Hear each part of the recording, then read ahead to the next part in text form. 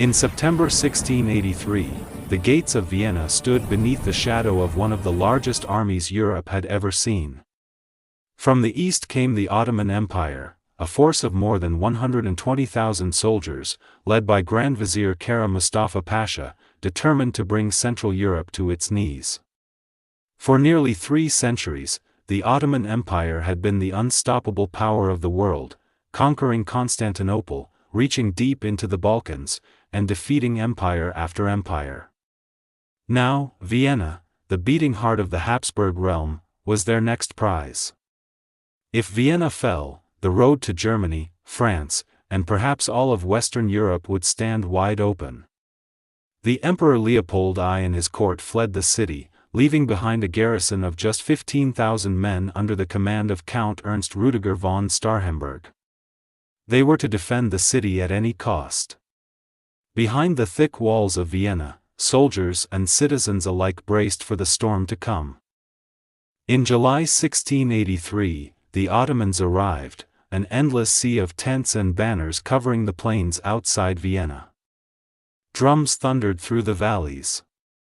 Kara Mustafa's army was a machine of conquest, janissaries, sipahis, engineers, and artillery, all trained for siege and annihilation. The bombardment began without mercy.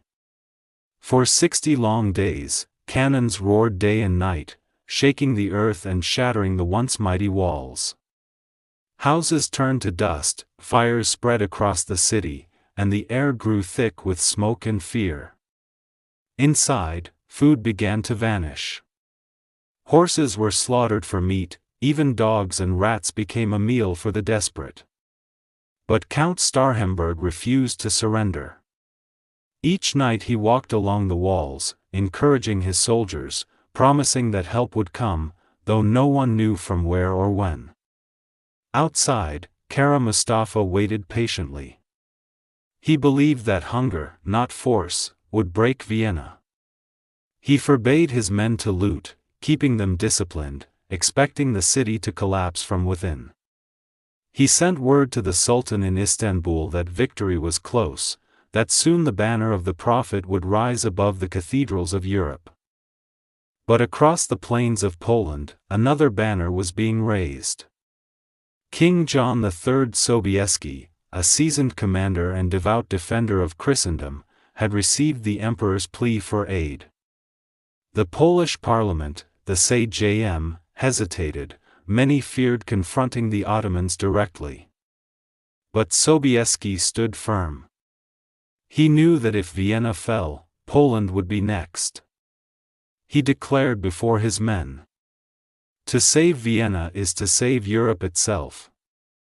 By late August, Sobieski had gathered around 30,000 Polish troops, including his elite Winged Hussars, and began the long march south. He was joined by troops from Bavaria, Saxony, Franconia, and Austria, forming what would later be known as the Holy League. Together, nearly 70,000 men advanced toward Vienna. It was not a march for glory, but for survival. By early September, the defenders of Vienna were at their breaking point. The Ottomans had dug tunnels beneath the city walls, planting massive charges of gunpowder to blow open the final defenses. Every explosion sent stones and bodies flying. Each morning, the defenders repaired the breaches with earth, rubble, and even corpses. The city was bleeding. On September 11th, smoke covered the city like a shroud. Ottoman troops breached the outer defenses, fighting reached the streets. It seemed that by the next day, Vienna would fall. But at dawn, from the hills to the west, a sound began to echo, the sound of horns, drums, and marching feet. King Sobieski and the armies of the Holy League had arrived. From the Kahlenberg Heights, they looked down upon the vast Ottoman camp. A city of tents stretching to the horizon.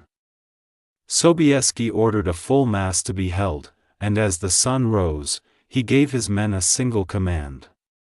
"Today, we fight for God, for our nations, and for all of Europe." At dawn on September 12, 1683, the Allied forces began their attack.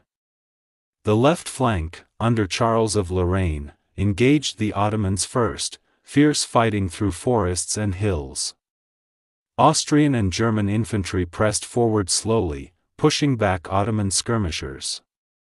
The smoke of battle thickened, and cannon fire shook the mountains. For hours, the fight raged. By afternoon, both sides were exhausted. But Sobieski had not yet unleashed his full might. He had kept his cavalry, over 18,000 horsemen, hidden behind the ridges, waiting for the perfect moment. As the sun began to set, he saw it. The Ottoman center was overextended, their flanks in chaos. Sobieski drew his sword, raised it high, and signaled the attack. From the hills, the ground began to tremble. The thunder of hooves as the Winged Hussars charged down toward the enemy lines. 18,000 cavalrymen swept forward like a storm, their wings glinting in the evening sun, their lances aimed true. The sound was deafening, a wall of steel and fury. The Ottoman lines shattered under the impact. Kara Mustafa's troops broke ranks, panic spreading like wildfire. Sobieski himself led the charge straight into the heart of the Ottoman camp. Within moments, the siege was broken. The defenders of Vienna burst from the gates, joining the final assault. By nightfall, the Ottomans were in full retreat, their dream of conquering Europe destroyed. As dawn broke over the ruined plains of Vienna, the battlefield lay silent. Tens of thousands of bodies covered the ground, soldiers, horses, banners torn to shreds. But Vienna still stood. Its people, starving and exhausted, wept with joy. King Sobieski entered the city not as a conqueror, but as a savior. He attended a Thanksgiving Mass in St. Stephen's Cathedral and sent a message to the Pope. Venemus, vitimus, Deus visit, we came, we saw, God conquered. Kara Mustafa fled the battlefield, his once proud army in tatters. But his failure could not be forgiven. When he returned to Istanbul, the Sultan ordered his execution. He was strangled with a silk cord, the traditional punishment for a disgraced vizier. The Battle of Vienna marked the turning point of Ottoman power in Europe. Never again would the Ottomans threaten the heart of the continent. Their empire began to wane, while the Habsburgs rose to new heights of influence. Trade, art, and science flourished in the decades that followed. Historians later called it the battle that saved Europe. It was not just a clash of armies, but of civilizations. A day when courage, faith, and unity overcame impossible odds. Even centuries later, the echo of hooves, the roar of cannons, and the cry of men defending their homes still resound through history, reminding us that sometimes, in the darkest hour, a handful of brave souls can change the fate of the world.